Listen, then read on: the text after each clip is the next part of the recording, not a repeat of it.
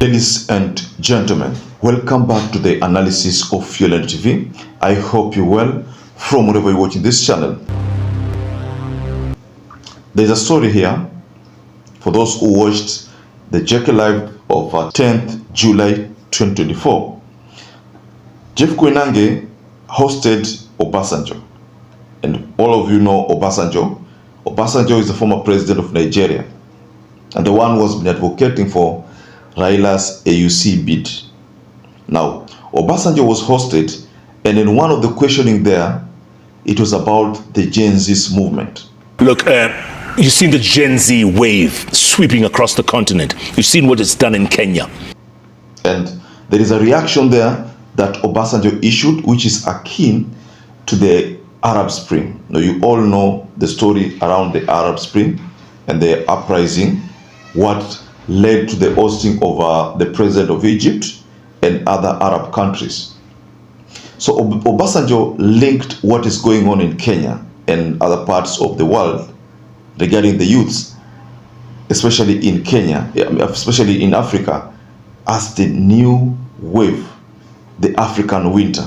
And he says that this is going to be problematic to the governments of the day unless the governments of the day think twice. So I want us to go to that video of what Obasanjo said when he was being interviewed by Jeff Koinange. But before you do that, please like this video. It's so important if you like this video, and I'm so grateful for everyone who has been liking our video. I don't take that for granted. Subscribe to our channel if you've not subscribed before, and to existing subscribers, thank you so much for your support. Obasanjo seems to be supporting the movement by the Gen Z call. The youths of the day have been advocating for seriousness in terms of government deliveries.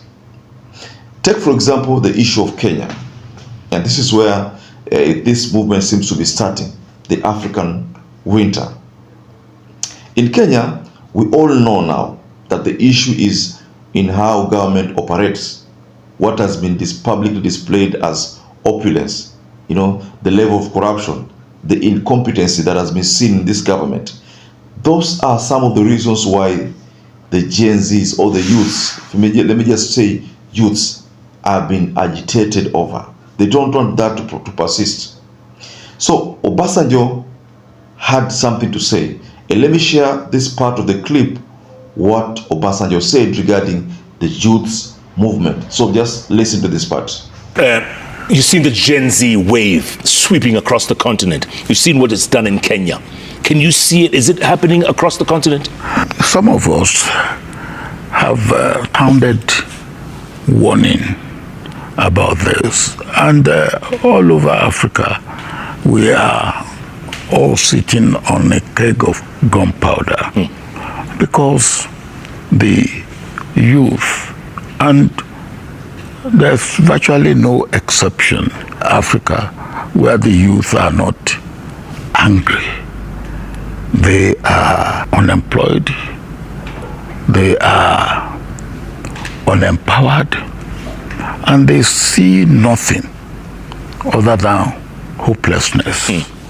And in a situation like that, what you have from frustrated youth is anger.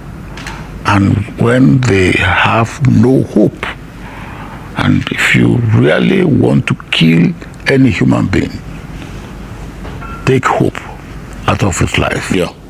And that is what is happening. And they have nothing to lose. And they have, well, if you have nothing to gain, you are jobless, you are not empowered, you are in poverty, and then you see your leaders, some of them in obscene affluence. Then what do you do? You are a human, and the resources of your country is provided for that country by God for the benefit of all the citizens of that country. Absolutely. It's the beginning.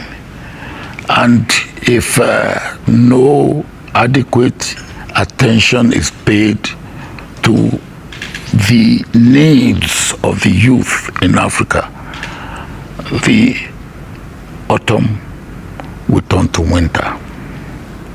And it'll be ugly. It will be very ugly for all of us. Tell me. Very well, ladies and gentlemen. There's a part there Obasanjo says, African winter will be ugly for all of us, more than the Arab Spring. The story surrounding the Arab Spring is out there in the public domain, whereby presidents were ousted, changes were done. There was an uprising amongst the Arab countries. If African winter takes shape, most presidents will be ousted again. Let me take you to an example of Nigeria. Nigeria, the youths there are already planning something. I think it's going to take place early next month. If it's not first of next month, then it's somewhere there between 1st and 6th. There's going to be a massive demonstration akin to what happened or what is happening in Kenya.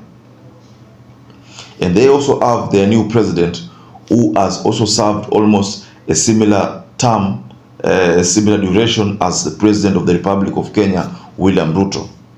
There's also talk about what is going to take place in the Uganda. Youths in Uganda are also talking about the same thing, but Museveni says that he's going to inflict lethal force on the youths who are going to demonstrate against his regime. Mind you, Museveni is one of those African leaders who has been in power for long, and he is not planning to leave soon. In fact, his son is still waiting for Museveni to leave office so that he can take over. So the youths of Uganda are also looking at this thing and looking at the presidency as being hereditary kind of rule.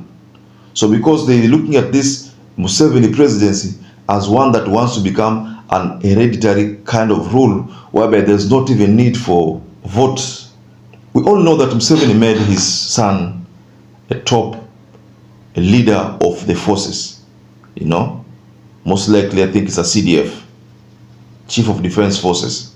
Museveni made his son rise to that rank. Why did he do that? He did that because he was trying to make sure that should anybody think about anything that used to have, akin to what used to happen during Amin Dada, the coups and the like, should anybody think about that, then it better be his son. That is being hereditary, so that his son, if his son does that, it's okay because it's still a family thing. So what Obasanjo is talking about here is in line with the call of the youths of Kenya, the Gen Zs. Remember, today is 11th, and 11th being 11th July 2024, there is already talk of another demonstration. Remember what Eric Omondi talked about 2 to 3 days ago, a video which was shared. Mr. President, I've been told that you're a very prayerful man. This is the word of the Lord for you. Please fire all cabinet secretaries before Thursday. Please fire all permanent secretaries before Thursday. Please fire all heads of parastatals and other government officials. Mr. President, we are coming to State House on Thursday at 11 a.m. I will be accompanied by 100 women dressed in white, just mama mbogas. I'll be accompanied by 100 men dressed in white, just boda bodas. I'll be accompanied by 100 young people dressed in white, just youths. Mr. President, please request and ask the police to put down their guns. Mr. President, we need to talk, not on Twitter, not on TV. Mr. President, see you on Thursday at 11 a.m. at State House. God bless you. That is still being waited to be seen. But Thursday is today, the 11th July 2024. So Obasanjo is merely trying to react to what the Gen Zs are talking about, and going by the reaction from Obasanjo I could tell one thing, that Obasanjo seems to be agreeing with what the youths are doing. The only problem is that the kind of force being used on these youths is one thing that Obasanjo does not like. So he's again here in Kenya for a youth conference upon an invitation by the youth conference. I think it's going to take place on Monday. And yes, that is what is going to happen. So I think this is just in line with what is going on in Kenya. The youth movement.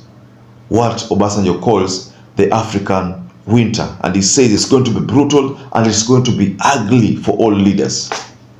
All leaders. Now, ladies and gentlemen, I would like to raise my case there.